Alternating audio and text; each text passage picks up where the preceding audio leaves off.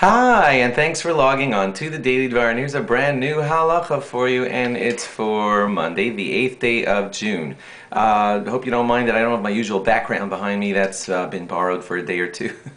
So it'll be back. But meanwhile, we must continue with our halachas, of course. Here is today's halacha. You know that there is a malacha, a work on Shabbos that you're not allowed to do, which is called winnowing. Now, winnowing is whenever you would take stuff like, let's say, wheat, throw it up to the wind. The wind would scatter the chaff off of the wheat. The wheat would fall back down onto the tray that you had it on, and then what would happen is the chaff would separate away from the grain.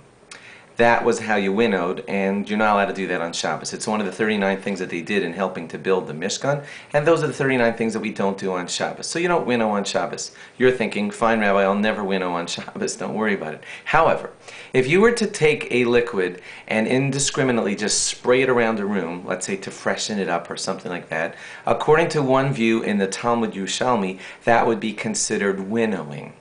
At least an offshoot of winnowing, because it's something to do with scattering through human force, albeit a liquid, but you're scattering a liquid around the room with your force, and according to one opinion in the Talmud Yerushalmi, that would be considered winnowing. So, here's your pertinent question.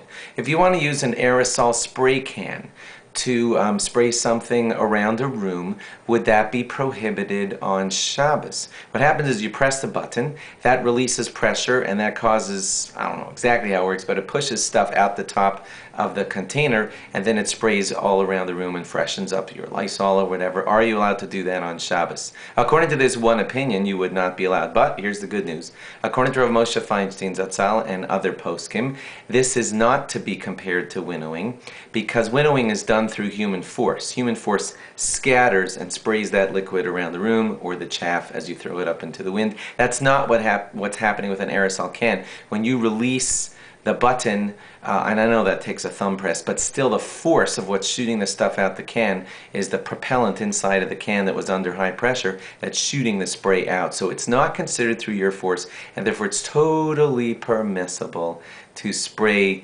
a fresh spray around the room on Shabbos. So good news there. Thanks for logging on. Log on again tomorrow for more. Bye-bye.